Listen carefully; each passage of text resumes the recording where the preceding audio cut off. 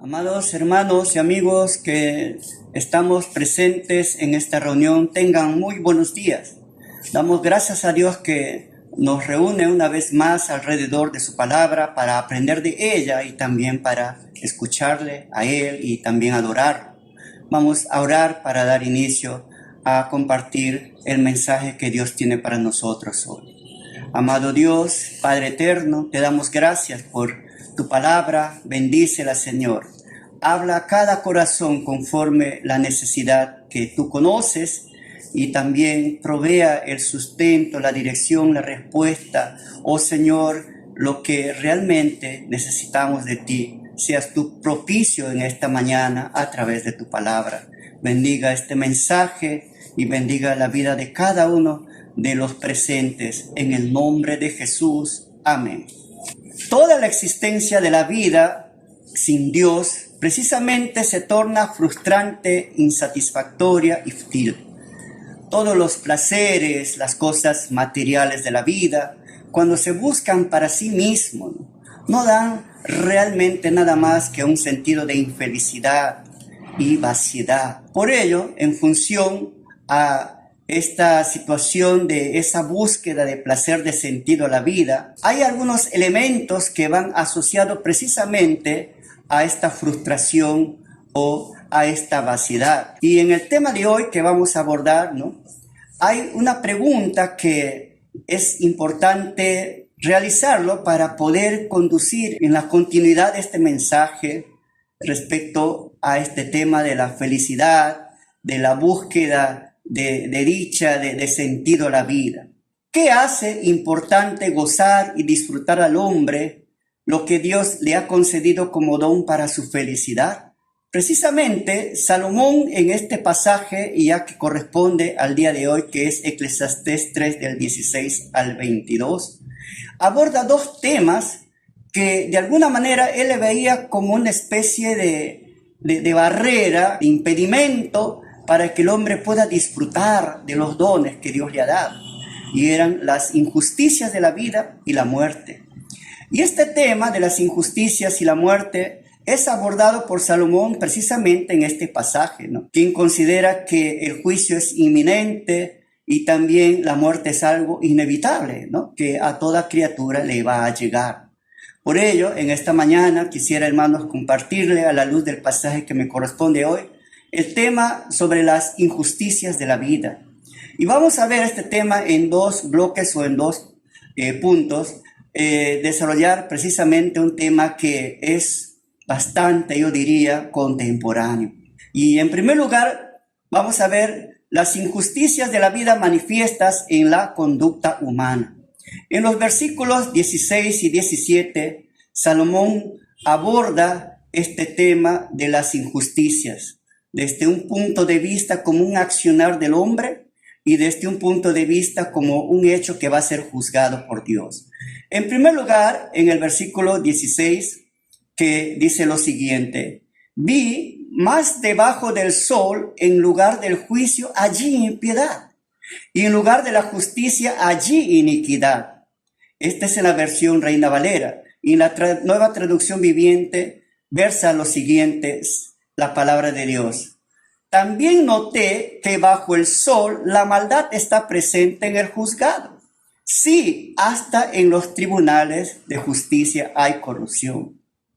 Vamos a ver aquí precisamente cómo las injusticias de la vida se manifiestan en el comportamiento o en la conducta humana. Entre todas las cosas que entristecían a Salomón, dentro de todo este bloque de temas que a él le llevan pues a una cierta frustración, impotencia, Entre ellas se encuentran este tema de las injusticias, Acciones de iniquidad, de impiedad, manifiestas en la comunidad donde él vivía, manifiestas en la tierra, Eran precisamente debido a la ausencia de justicia en la vida de los hombres, Y la injusticia es ese hecho de no obrar justamente, es la acción de no dar lo que corresponde a nuestro prójimo, lo que corresponde justamente a las personas. Y cuando nosotros nos referimos en este texto a la iniquidad, precisamente se refiere a acciones de maldad, acciones de perversión, acciones de vileza y otros hechos malvados. Igualmente, la impiedad no viene a ser más que un mal moral, es la incredulidad, ¿no? Es precisamente la dureza de corazón y rechazo que los hombres tienen hacia Dios y hacia la piedad por causa del pecado y también por ausencia de la verdadera justicia. Y Salomón encontraba estas acciones en muchos hombres de su comunidad, de su entorno, pero lo que a él más le causaba tal vez dolor, le causaba tristeza, no era precisamente, ¿no?, que estos hechos de perversión y maldad, de justicia, de iniquidad, se manifestaban en las personas, sino en los tribunales de justicia, en esos lugares donde debería dispensarse el juicio y administrar de manera correcta, de manera verdadera la justicia y el derecho. Él observaba con mucha tristeza, con mucho dolor, con mucha, vamos a decir, frustración e impotencia, deshonestidad, corrupción, perversión en estos círculos del gobierno. Y en 2 Crónicas, capítulo 19, versículos del 5 al 7, dice lo siguiente: y él puso jueces en todas las ciudades fortificadas de Judá, por todos los lugares, y dijo a los jueces: mirad lo que hacéis, porque no juzgáis en lugar de hombre, sino en lugar de Jehová, el cual está con vosotros cuando juzgáis. Sea pues con vosotros el temor de Jehová. Mirad lo que hacéis, porque con Jehová nuestro Dios no hay injusticia, ni acepción de persona, ni admisión de cohecho. Salomón anhelaba que estos jueces, que estos funcionarios de justicia, que estos administradores del derecho, de la justicia, obraran de esa manera, teniendo en cuenta que ellos estaban en cierto aspecto, ¿no?, juzgando según los propósitos y según la voluntad de Dios, pero lamentablemente era algo ajeno, algo que no se manifestaba en estos tribunales. Por ello, Salomón se queja, ¿no?, y se entristece debido a que no solamente la injusticia se manifestaba en los hombres, sino en estos tribunales de jurisprudencia. Por ello, hermano, con cierto desconsuelo, aquí el autor va a describir, ¿no?, que estas acciones, estos hechos de injusticia que se manifestaban en estos tribunales de justicia, no eran hechos aislados o hechos de repente que se manifestaban de vez en cuando, sino que allí en esos lugares la injusticia, la maldad, la impiedad se había convertido en el amo o en el dueño, como el Señor, el que tenía allí autoridad, el que tenía allí prácticamente todo el poder. El mal se había allí hecho presencia como el dueño, como el amo, es decir, aquí yo mando, aquí yo soy el Señor. Qué triste, ¿no? En los lugares que corresponde a la justicia y al derecho, pues allí el mal es todo un amo, todo un señor, todo el dueño. Y esto era algo que generaba en Salomón esa frustración, esa tristeza. Observando este problema, ahora, ¿no?, porque aquí Salomón está haciendo toda esta declaración siglos atrás, y vemos que aún en estos tiempos el mal es gravemente una triste realidad, porque en estos lugares de justicia, en los juzgados, en los tribunales, ¿no?, en las instituciones donde se debe administrar, juzgar, obrar con justicia, con responsabilidad, con derecho, con realmente honestidad, vemos tristemente tanta corrupción, tanta maldad, tanta impiedad, tanta inmoralidad. Tan lamentable ver personas que van a estos funcionarios o a estos lugares para presentar sus quejas, sus necesidades, el haber sido abusados, maltratados, el haber sido tratados con cierta injusticia, con cierto mal, pero retornan de esos lugares completamente abandonados, desesperanzados, tristes, porque no han sido atendidos como debe ser. Esto es algo terriblemente una realidad en nuestros tiempos, ¿no? Por eso podemos, como Salomón, sentir ese desconsuelo y frustración al ser testigos de tanta injusticia, de tanta inmoralidad en este mundo, ¿no? Y quizás, hermanos, yendo un poco más a nuestro interior, no solamente podemos decir que hemos sido tal vez en algún momento de nuestra vida víctimas de la injusticia. Yo diría que también nosotros hemos obrado injustamente. Muchas veces no hemos hecho el bien que deberíamos haber hecho. No hemos obrado con justicia. No hemos sido justos en nuestras acciones o en nuestro trato con los demás. Por eso, en esta mañana, invito a una reflexión personal. A los que están tal vez en estos lugares donde se gobierna, donde se administra la justicia, hermanos, obren con responsabilidad, obren con honestidad, con integridad, con justicia. Y nosotros también debemos igualmente tener una conducta apropiada, un comportamiento justo, que nuestras acciones estén aisladas, separadas de la injusticia, de la inmoralidad, de la impiedad y de todo tipo, todo acto de corrupción y de mal. Por ello, tras estas terribles injusticias y maldades cometidas en el mundo, realmente, ¿no?, muchas de estas acciones, de estos males, no han sido juzgados adecuadamente o apropiadamente. Por eso, basándose en todos estos hechos que vemos en el mundo, muchos hombres ateos, agnósticos, que reniegan, rechazan o tal vez niegan la existencia de Dios, ellos proclaman, ellos reclaman, tal vez con esa intensidad o con ese rechazo, ¿no?, de que en el mundo, en el universo, no existe Dios.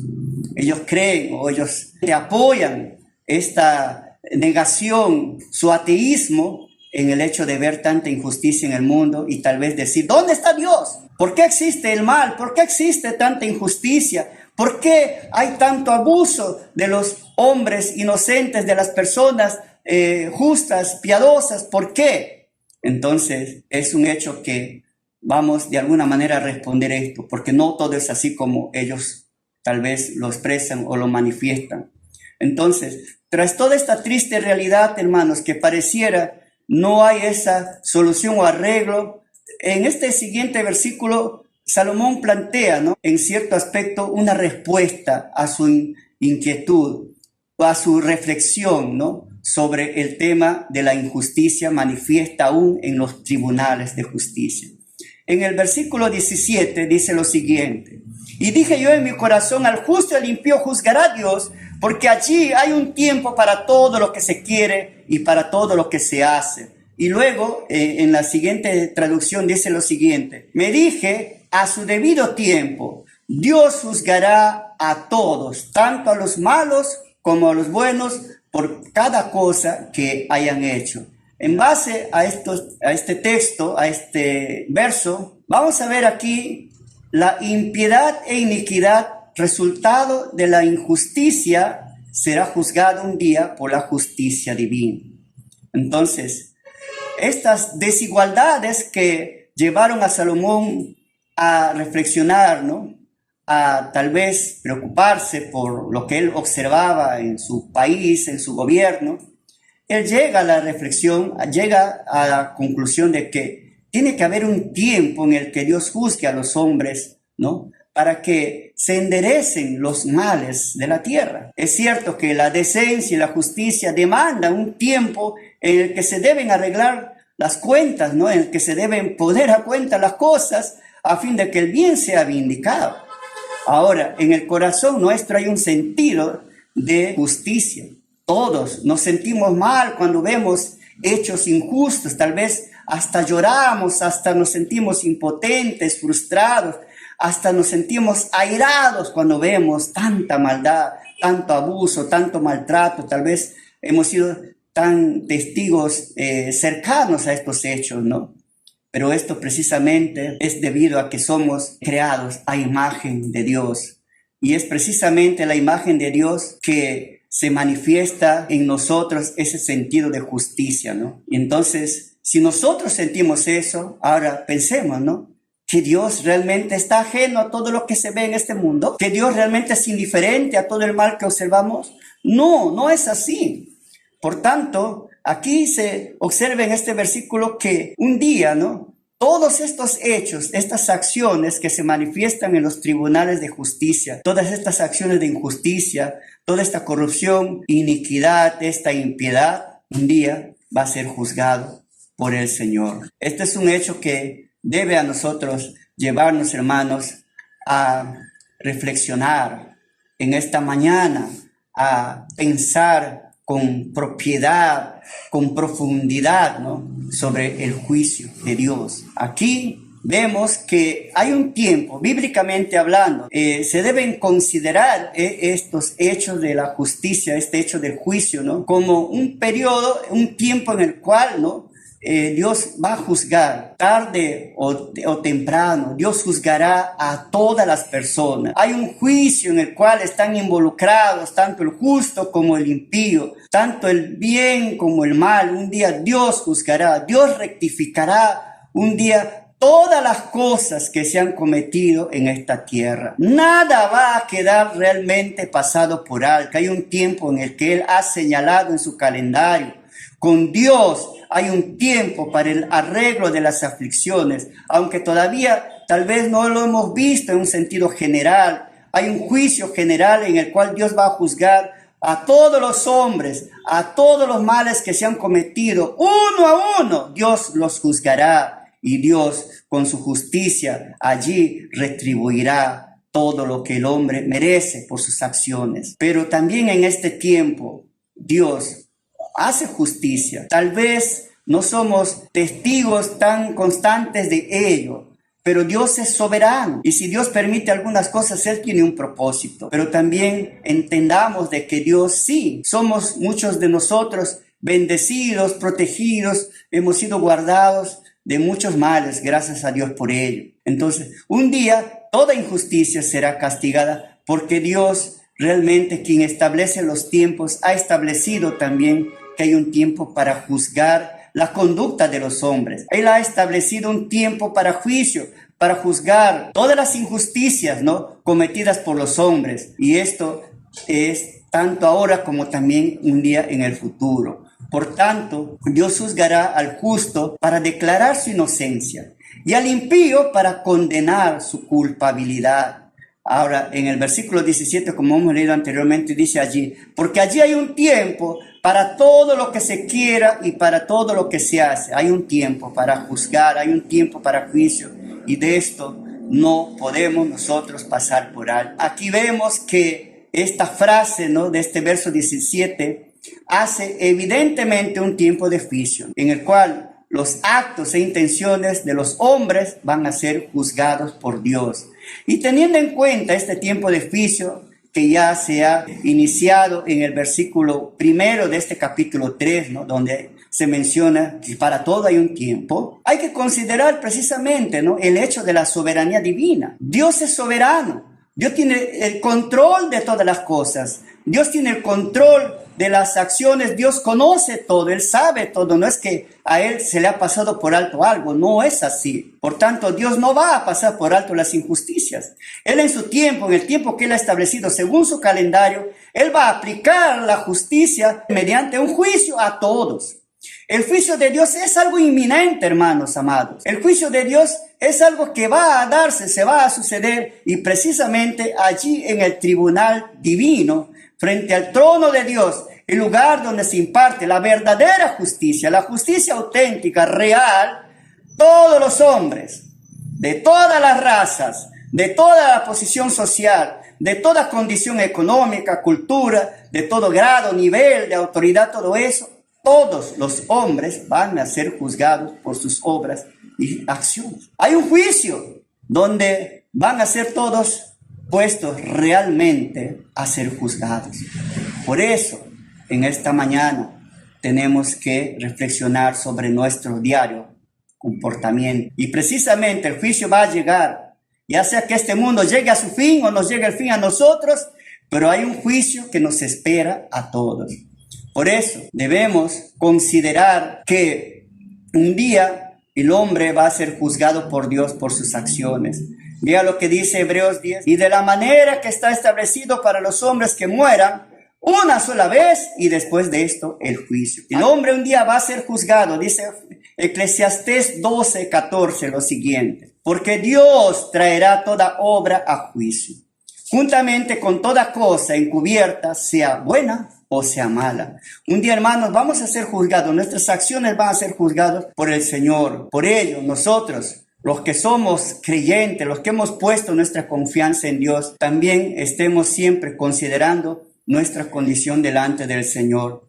Porque un día Dios nos va a llamar también a rendir cuentas, como dice en 2 Corintios 5:10. Porque es necesario que todos nosotros comparezcamos ante el tribunal de Cristo, para que cada uno reciba según lo que haya hecho mientras estaba en el cuerpo, sea bueno o sea malo. Es cierto que nosotros, como creyentes, debemos manifestar en nuestra vida la justicia de Dios cada día en nuestras acciones. Debemos vivir como nos demanda el Señor. Debemos vivir vidas justas, vidas que realmente manifiesten el obrar de Cristo en nuestro interior. Debemos obrar así. Pero si los hombres no tienen a Dios, precisamente allí hay un terrible problema. Los hombres sin Cristo, los hombres sin Dios, son vistos, como dice Isaías 64:6. Sus acciones de ellos son, dice, si bien todos nosotros somos como suciedad, todas nuestras justicias como trapos de inmundicia, caímos todos nosotros como la hoja y nuestras maldades nos llevaron como viento. Los hombres sin Dios, la justicia de un hombre sin Cristo es visto así. Por ello, querido amigo, reflexionemos en esta mañana, amados hermanos, en base a esto. A fin de que el hombre pueda escapar de la ira y la justicia divina, debe arrepentirse de sus pecados y venir a Cristo, porque Cristo es quien cargó con el pecado de todos los hombres, los mismos que fueron precisamente estos pecados puestos sobre Él. Nuestro Señor cargó nuestros pecados. Dice 2 Corintios 5:21, al que no conoció pecado, por nosotros lo hizo pecado, para que nosotros fuésemos hechos justicia de Dios en Él. Por eso necesitamos la justicia de otro, no nuestra, porque la nuestra es completamente abominable, completamente corrupta, completamente inmoral. Necesitamos la justicia de un justo, de un santo, de un perfecto, y esto es Cristo. Y Dios demostró su justicia en la cruz del Calvario al juzgar nuestros pecados y castigarlos en la persona de Cristo. El Hijo del Hombre que tiene que ser entregado en manos de hombres pecadores y ser crucificado, dice Lucas 24:7. En la cruz del Calvario, Dios aplicó su justicia en Cristo, quien murió en nuestro lugar para no morir nosotros, porque Cristo murió por los pecados una vez por todas, el justo por los injustos, a fin de llevarlos a ustedes a Dios. Él sufrió en su cuerpo. Dice 1 de Pedro 3:18. Y también, pues bien, Dios pasó por alto aquellos tiempos de tal ignorancia, pero ahora manda a todos en todas partes que se arrepientan. Él ha fijado un día en que juzgará el mundo con justicia por medio del hombre que ha designado. Hechos 17:30-31. Por ello, hermanos, es importante en esta mañana reflexionar y considerar que necesitamos de nuestro Señor. Si usted no tiene a Cristo, querido amigo, le invito. Venga a Cristo, dice Juan 6:47. De cierto les digo, el que cree en mí tiene vida eterna. Y entregarle nuestra vida a Cristo nos lleva no solamente a ser apartados de esta condenación de la ira de Dios, de la justicia de Dios, sino también obtener la vida eterna. Continuando con nuestro pasaje en Eclesiastés 3:18-21, se menciona allí las injusticias de la vida que son permitidas por Dios para la reflexión del hombre. Vamos a ver en primer lugar, la muerte física es un hecho común entre hombres y animales.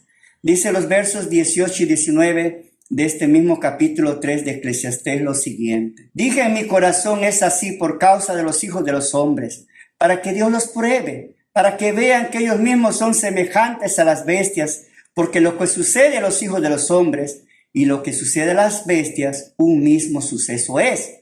Como mueren los unos, así mueren los otros, y una misma respiración tienen todos. Ni tiene más el hombre que la bestia, porque todo es vanidad. Y en la Nueva Traducción Viviente dice, también reflexioné, dice Salomón, acerca de la condición humana, sobre todo cómo Dios les hace ver a los seres humanos que son como los animales, pues tanto las personas como los animales tienen el mismo destino. Ambos respiran y ambos mueren, así que las personas no tienen una verdadera ventaja sobre los animales. ¡Qué absurdo! Una de las cosas que Salomón observó es que la felicidad y el sentido de la vida se nublan y ante la muerte se ven limitados, ¿no? Se ven impedidos, ¿no? Y sobre todo, una de las cosas que genera tal vez mayor angustia y ansiedad es que cuando las personas no saben lo que les espera en el más allá, ahí no hay inseguridad, a veces hasta una disyuntiva, ¿dónde iré? ¿Habrá un cielo? ¿No habrá un cielo? ¿Hay un infierno? ¿No? Cuando muera, ¿dónde voy? ¿No? Esta suerte de última del hombre, ¿no? Que es la de morir de alguna manera, nos debe llevar a nosotros, ¿no? A contemplar y a pensar en la eternidad. Entonces, en función a esto, ¿no? Estos últimos versos del capítulo 3 de Eclesiastés contemplan precisamente el tema de la muerte que se hace presente aquí, ¿no? Ante la humanidad como un asunto tal vez que trae cierta oscuridad, ¿no? Como algo lúgubre, como que la muerte viene a ser un aguafiestas, que pone fin a las mejores ambiciones, que viene y corta así a veces de una manera tan rápida esas ambiciones, esos esfuerzos y tal vez placeres, yo diría hasta proyectos de diversión o de vida que las personas han planificado. Y es algo que podemos ver en estos tiempos, ¿no? Cómo esta pandemia ha bloqueado, ha limitado, ha impedido muchos proyectos, muchos planes de vida, tal vez muchas aspiraciones, ambiciones que las personas han considerado, han tal vez planificado, ¿no? Por eso es algo aquí que tenemos que considerar que la muerte es un hecho evidente, ¿no? En una oportunidad, una joven celebraba sus 15 años. Y allí con toda esa festividad, esa alegría, ella estaba en un ambiente tan festivo, tan emocionante, tan emotivo por su celebración de sus 15 años. Y en esta fiesta estaba su papá. Y ya en medianoche, eso de las 12 de la noche, como es la tradición de estas celebraciones, el papá se acercó allí para bailar con ella el vals, que es parte de esta celebración.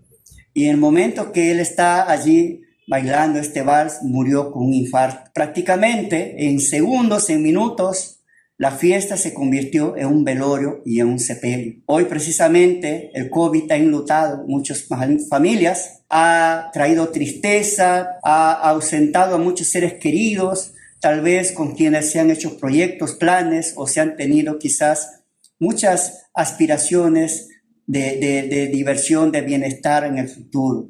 Este tema de la muerte es algo que realmente aquí Salomón considera, ¿no? En similitud con los animales. El hombre, así como los animales, van a morir. Se les va a cortar un día la respiración, el oxígeno, y ambos irán al sepulcro y morirán. En este aspecto, ¿no? Salomón le pone al hombre en similitud con los animales. Ambos tienen un tiempo limitado en esta vida, un tiempo de existencia, y ambos van a morir. Por eso, frente a estas injusticias de la vida y al hecho palpable de la muerte, ¿no? Salomón dice, aquí no hay mucho que realmente encontrar, no hay sentido a la vida si hay tanta injusticia que no se está de alguna manera juzgando o tal vez aplicando la justicia como debe ser, y también encima la muerte, pues no hay mucho espacio, no hay realmente sentido de encontrarle a la vida, ¿no? Tal vez el poder proyectar y hacer planes o quizás entender el por qué estamos aquí o qué nos espera después de la muerte. Sobre todo ello, ¿no? Él está sumamente tal vez un poco ofuscado, ¿no? Y por eso Salomón entiende aquí que en este sentido Dios es soberano. Él permite la injusticia y la maldad en el mundo con un propósito, ¿no? Eso es algo que realmente podemos apreciar en este pasaje, ¿no? ¿Cuál es la razón por qué Dios quizás prolonga o quizás Dios permite tantas injusticias en este mundo? Porque Dios quiere aquí llevar al hombre a comprender, a entender. Quiere probar al hombre, quiere demostrar al hombre, hacerle entender al ser humano que el hombre sin él es realmente semejante a un animal. En el sentido de que el hombre necesita de Dios. El hombre debe entender ante tanta injusticia que ve y ante el mismo hecho inminente de la muerte, que el hombre necesita de Dios.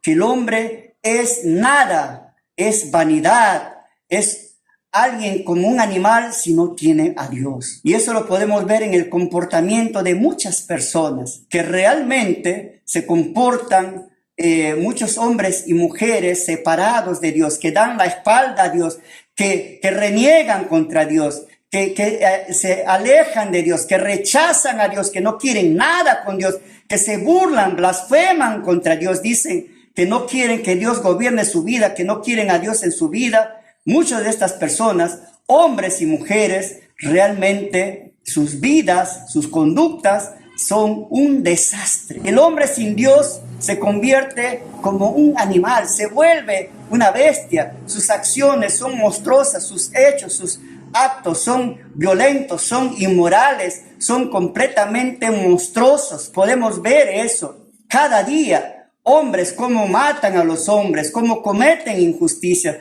cómo cometen abuso, maltratan, cómo cometen tanta inmoralidad, tanta impiedad debido a que no tienen a Dios. Por eso todos los hombres no deben pasar por alto este hecho inminente. La muerte va a llegar y los hombres sin Dios no son nada. Por eso, considerando este aspecto, ¿no?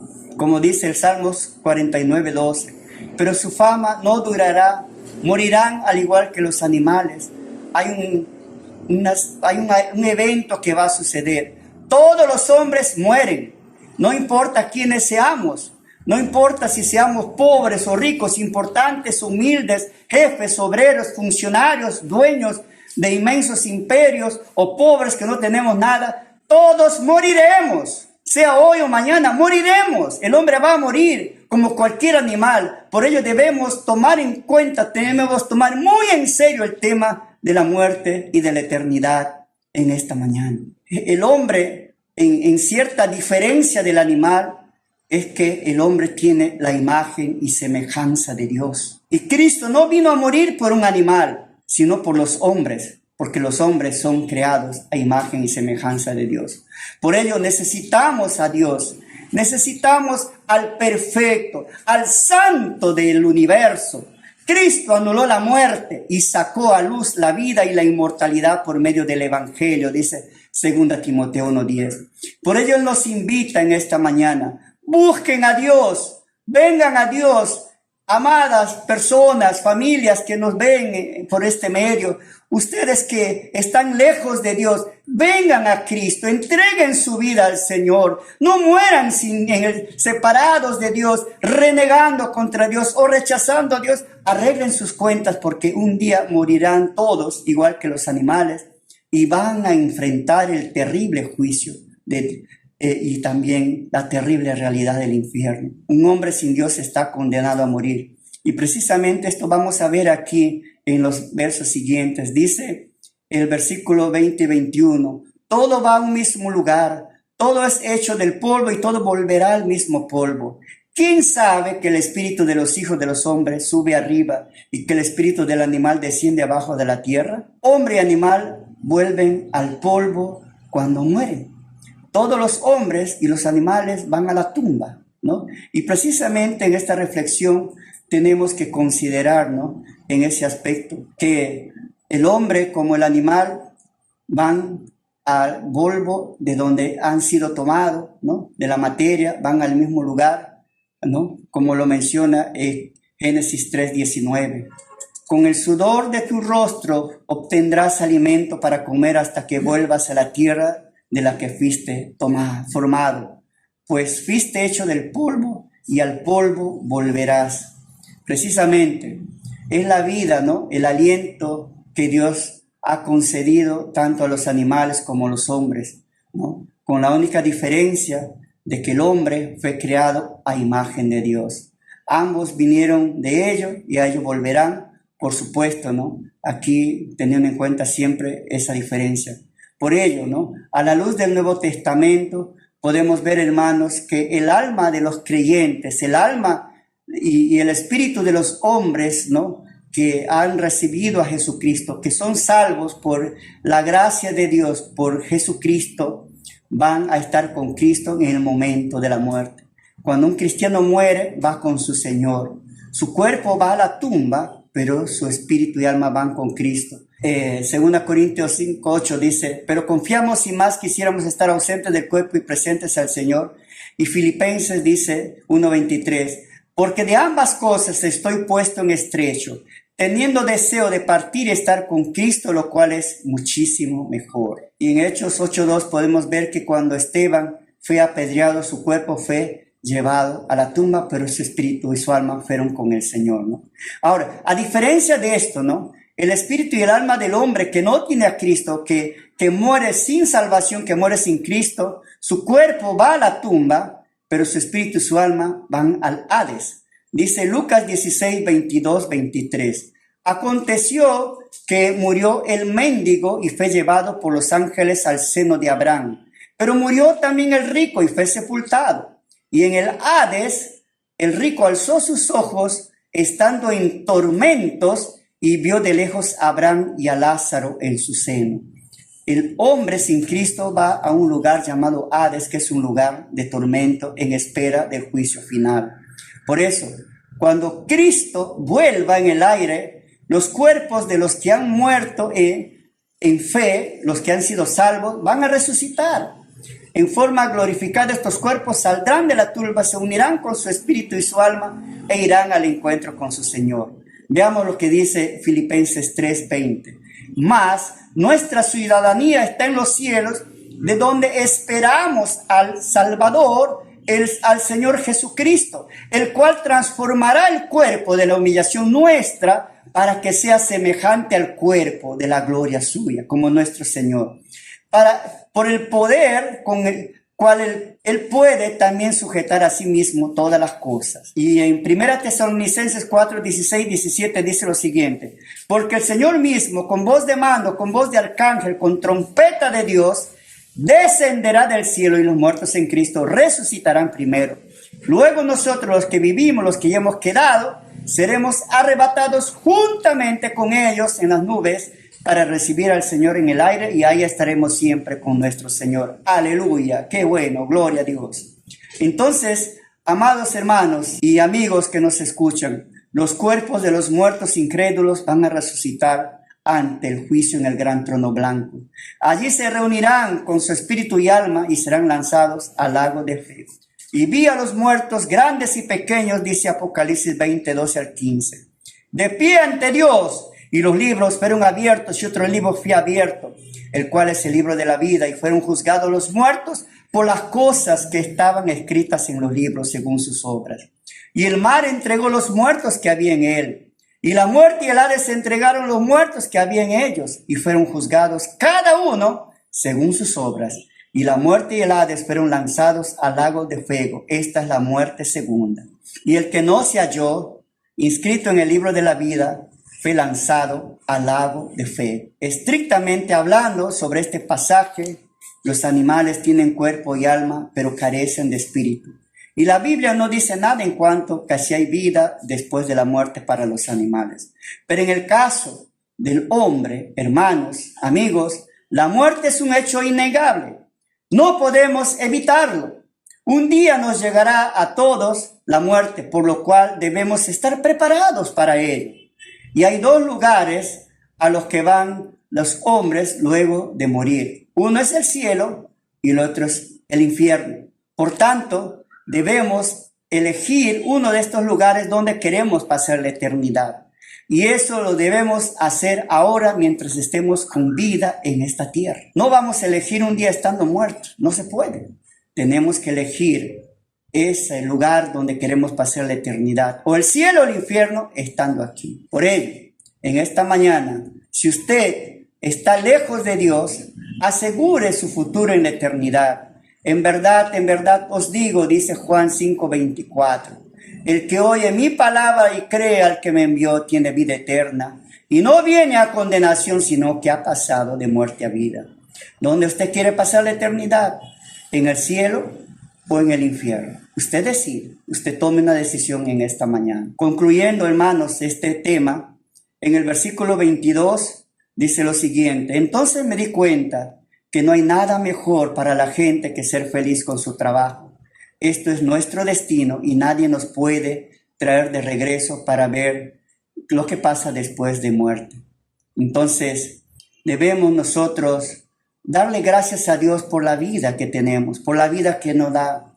Dios nos da trabajo, nos da una familia, nos da dones, nos da provisiones, nos da el aliento de vida, nos da la salvación en Él. Es algo maravilloso del cual debemos disfrutar en este tiempo. Tal vez no en la magnitud ni en la plenitud que Dios nos promete en la eternidad, pero mientras estemos aquí, debemos nosotros darle gracias a Dios y disfrutar de todas estas dádivas, de estas bondades que Dios nos concede. El hecho es que vivimos en un mundo difícil, pero no debemos pasar por alto que Dios está en el control de todo. Él en su tiempo hará la justicia. Si hay injusticia por la que tú estés pasando, viviendo, Dios hará la justicia en su tiempo. No estemos tal vez renegando, o tal vez no estemos desagradecidos, o tal vez sintiéndonos resentidos contra las personas, contra las instituciones, contra el gobierno o contra Dios. No, debemos darle gracias a Dios. Él permite las cosas y Él sabe por qué. Él va a hacer un día justicia y el hecho de la muerte es algo que un día nos llegará. Pero mientras estemos ahora que vivamos agradecidos a Dios por todas sus bondades. La vida es una bendición de Dios. El alimento, el sustento que Dios te da, la salud, el aire que respiramos, un día que vemos a la vez, y tantos hechos asombrosos, maravillosos que Dios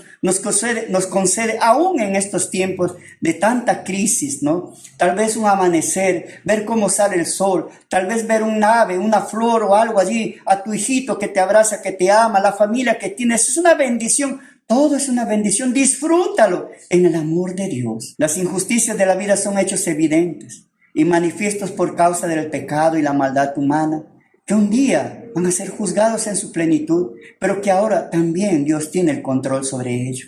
La muerte es una realidad innegable que no podemos evitarla, pero podemos con Cristo estar preparados para enfrentarla, es decir, viviendo una eternidad con el Señor, pero tomando la decisión ahora. Si murieras hoy, ¿dónde pasará la eternidad? ¿Con Cristo en el cielo o sin Cristo en el infierno? Vamos a orar. Te damos gracias, Señor, en esta mañana por tu palabra. Bendícela y háblanos conforme nuestras necesidades, Dios. Te damos gracias por el don maravilloso de la salvación en Cristo. Y te damos gracias, Señor, porque tu justicia, Padre, aún en estos tiempos es presente, ante tanta injusticia.